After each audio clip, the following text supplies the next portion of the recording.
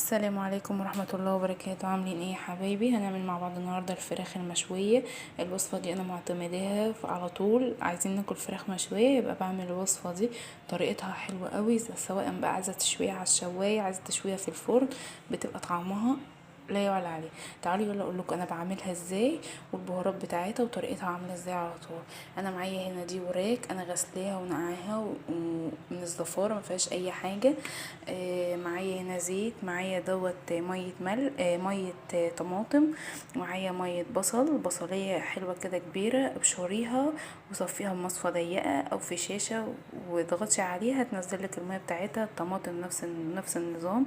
معايا هنا خل، معايا بقى البهارات بتاعتها، معايا هنا ليمونه، معايا معلقه من الفلفل الاسمر، معلقه شاي بس مش كبيره قوي، او حطي نص معلقه. معايا هنا دي معلقه ملح، معايا معلقه بابريكا، معايا معلقه ديت بهارات شوي. انا حاطه منها معلقه كبيره من معلقه الشاي. معايا هنا كمون برضو نص معلقه. معايا توم باودر وبصل بودره، معايا بهارات فراخ ده مكعب انا طحناه ومفضيه معاكم، وطبعا قلت لكم على الليمونه. تعالوا بقى نشوف هنعمل ايه على طول. انا بقى هنا نقلت الفراخ في بولة تانية، وهستخدم البولة دي معاكم تمام، عشان انا عندي كمية الفراخ صغيرة. طبعا انت لو عندك كمية الفراخ كبيرة هتكتري ايه، هتضعفي المقادير. دوت مية البصل هنزل بيها، هنزل بمية الطماطم، هنزل بمقدار معلقة زيت، نفس النظام معلقة خل. هنزل بقى بالليمونة.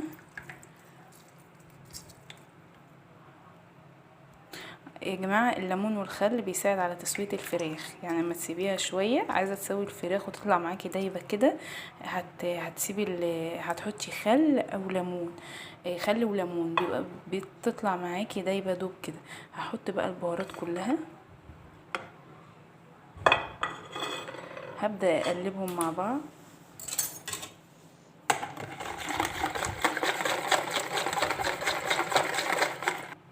اهوت يا جماعة، انا بعد ما خلطت المكونات كلها مع بعضها، هبدأ بقى انزل بالفراخ.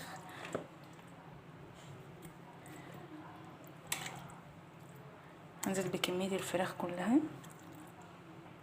انا نزلت بقى كده بكمية الفراخ، هبدأ بقى اخلطها مع بعض، هبدأ اخلط الفراخ مع الخلطة اللي انا عملتها دي. اهوت يا جماعة، انا عملت الفراخ كلها بالخلطة اللي انا عاملاها دي. انا هبدأ بقى اعمل ايه، هسيبها ليلة كاملة. يعني انا هسيبها ليلة كاملة في التلاجة، هتغطيها بستريتش وسيبيها ليلة كاملة، بناء ان انت لما تيجي تمسكي الفراخ هتدعكي الفراخ بالخلطة كويس. يعني تمسكي الفرخة هتقطعيها صغير، ما تقطعهاش كبيرة. يعني ما تخليش الفرخة متقطعة كبيرة، لا خليها صغيرة عشان تستوي برضو معاكي وتبقى تشرب من الخلطة وتبقى احلى واحلى. هتبيتيها ليلة كاملة في قلب التلاجة، وهوريها لكم بعد ما تطلعها بعد ما الليلة تعدي عليها. وهنشوفها مع بعض، وهنسويها ازاي، وهنسويها على ايه، على الفحم ولا هنشويها في قلب الفرن. وهنشوف مع بعض التسوية بتاعتها. بصوا يا جماعة، ديت بعد ما سبتها ليلة كاملة في التلاجة. بسم الله ما شاء الله، بصوا قطعة الفراخ شاربة خالص من التتبيلة.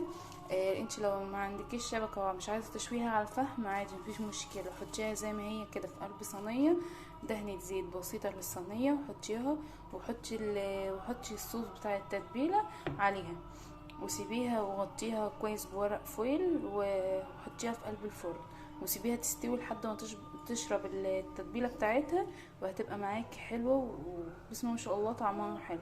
حبيتي تحطي لها حته فحمه عادي برضو، حبيتي تشويها على الفحم.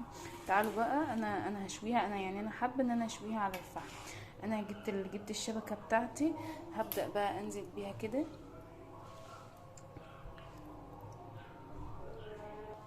انا كده بادئه ارصها، يعني انا كده هبدا ارصها، وطبعا حطها تحت على صينيه. هبدا ارصها كلها واوريها لكم. اهوت انا عملتها، حطيت الفراخ على الشبكه. وانا نغستها كده بالسكينه، يعني فضلت انغس فيها وفتحتها كده. انت ممكن الخطوه دي تاخديها في الاول خالص، في اول ما تبداي تنقعي الفراخ في قلب التتبيله، تبقى معاكي برضو حلوه على طول. بس انا يعني ايه، انا فتحتها وخدت شويه من التتبيله رشيتهم عليه. تمام.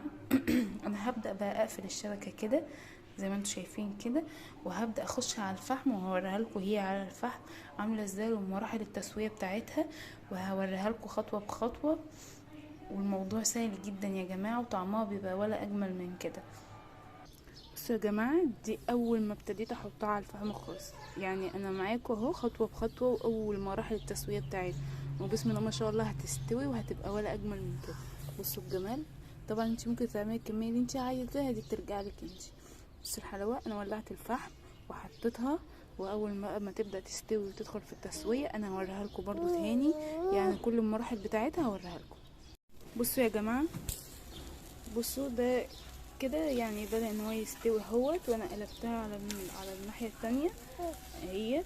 يعني انا بسوي فيها، وهوريكم برضو اما تبدا تستوي خالص هوريكم شكلها عامل ازاي وطعمها ولا اروع من كده. بصوا يا جماعه، بصوا هي كده خلاص بقى اللي هي قربت تستوي خالص. بصوا الجمال. لازم تجربوها، لازم تجربوها، وبنفس التتبيله اللي انا قلت لكم عليها، ولا ريحتها بقى جميله جميله جميله. بصوا يا جماعه، هي كده استوت تماما. انا هبدا دلوقتي بقى انزلها من على الفحم وهقدمها معاكم. تعالوا يلا نشوفها بعد ما تنزل مع الفحم، وهوريها لكم ان هي مستويه تماما. بصوا يا جماعه، انا سويتها ونزلت من على الفحم، اللهم صل على النبي. تحفه تحفه تحفه، لازم تجربيها. انت لو مش عايزه تسويها زي ما قلت لك على الفحم، بتسويها في الصينيه بالتتبيله دي، بتبقى طعمها حكايه. انا قدمتها مع التوميه زي ما انتم شايفين كده.